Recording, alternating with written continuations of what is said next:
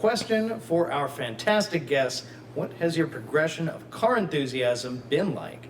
Do they still have the same allure / zest as when you first got into them? I imagine because, you know, we have some very car-centric folks here. We want to kind of drive up the car angle, and the detailing is important, but more car. So, yeah, why don't we start at your end? Because I know people want to hear this side of the table first. You know, this will tell you how crazy I am about anything with wheels, literally anything. So I got my start in 1976. Mongoose came out with a BMX bike. Yeah.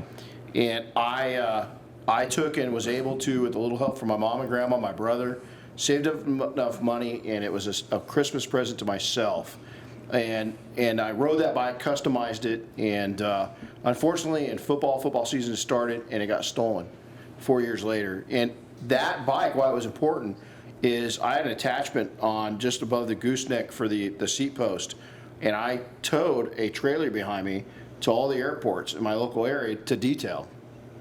And so I for about 2 years, I've been looking for a true mongoose, and I found one, and I bought it, and it was more than my motorcycle I ride to get an old vintage BMX bike.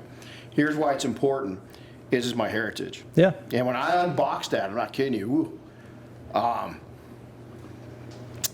lot of emotions, because when people say they started at the bottom and they got a used van, I started out with a bike, like a lot of us. I'm not the only one. And I guess the reason I get emotion is not for feeling sorry or looking back at it, is I've learned to be proud of myself, which is not easy to do for some of us. But more importantly is that I hope hearing that story, if you think you're broke and you're never going to make it, get that out of your head. You can do anything you want, even if you start out on a bicycle. And that bike's being hung up. I've got all the original wheels on order. Not the original, but, you know, error-corrected wheels ordered. Yeah. In addition to that, so that bike's important, right? In addition to that, Gabe, where's Gabe at? You know, we drove over in an 89 4Runner. What was I trying to do, Gordon, on the way over? Buy it. I was trying to buy it. And, you know, it's like, and so, you know, it's I probably spend, I'm going to guess 3 hours an evening on automotive for sale sites, just cruising and learning.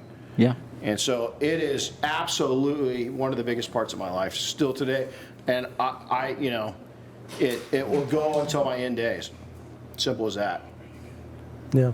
Cool. That's Sid? awesome.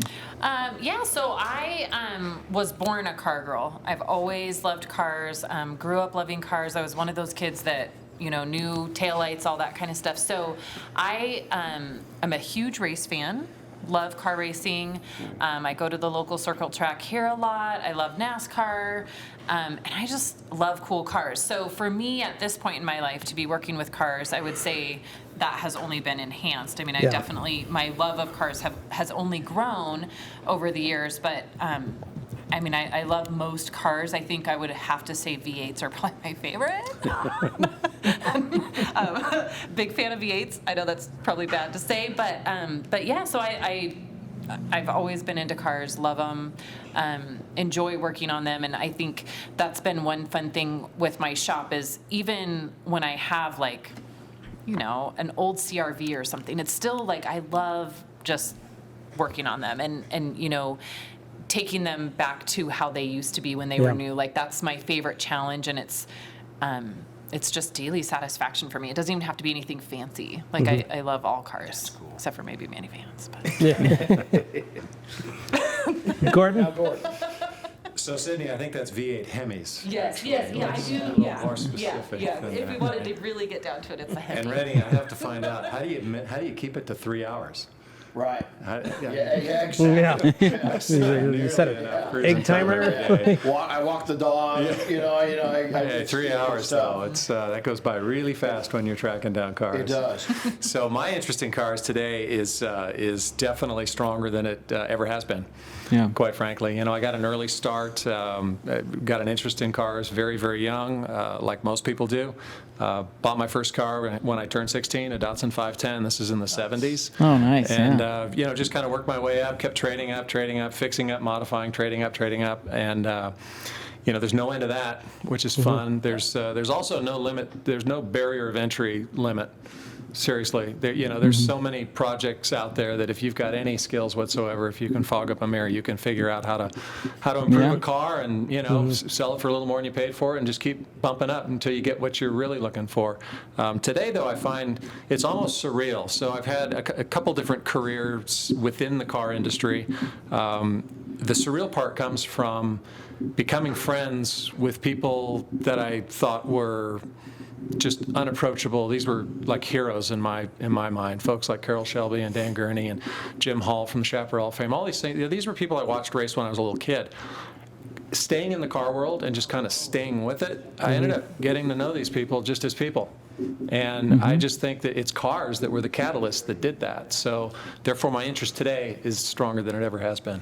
Oh, that's awesome. Yeah, I'm going to add to that. That's so awesome. hanging out with Gordon, one thing you'll find out is that, my addiction, I think all of us love, cars. But there's those people that take in their entire world, meaning the bulk majority of their friendships are based around the same passion, and that's Gordon McCall.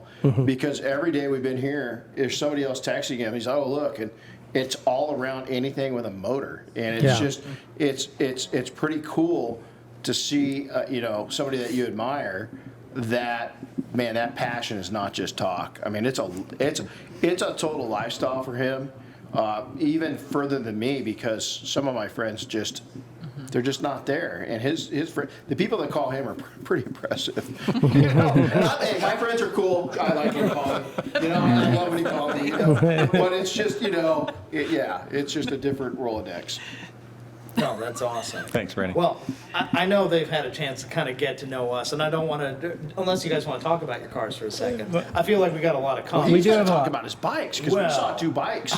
Okay. We saw 2 bikes. You have to. True. Okay, bring up the Come on, bikes. Anthony. What? Me? I want Dane, just give a brief story. Hey, Dane, just talk about how you grew up Dane liking likes weird you stuff. like weird I like stuff, weird and it cars. hasn't changed. I Talk like old about school that. rally cars. My first car was a Subaru SVX, and it's only gotten stranger from there, so you get the idea.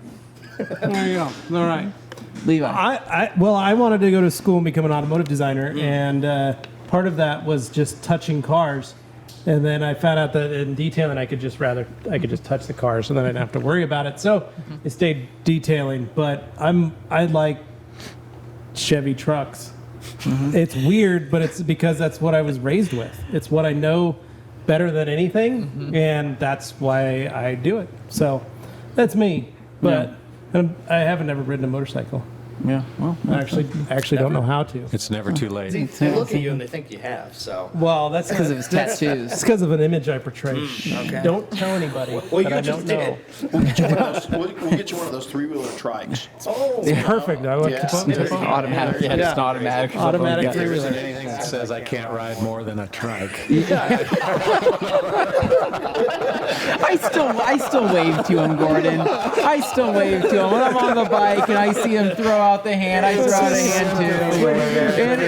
It is. It's so relaxing though to ride a three-wheeler, right? Like, you don't have to do anything. I know, Might when as you well be see riding them me and all out. they're doing is turning like this. I'm like, man, it's not. I'd give $100 to see you ride a trike.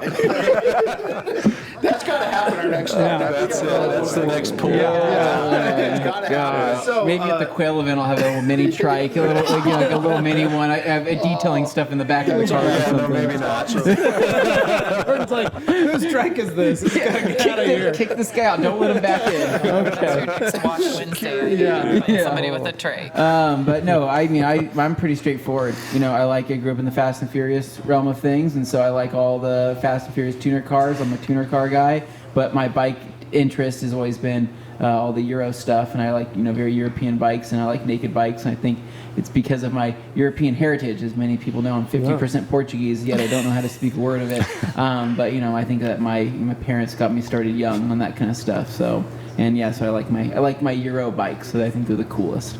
Better quality, too. They're pretty cool. Yeah. all right.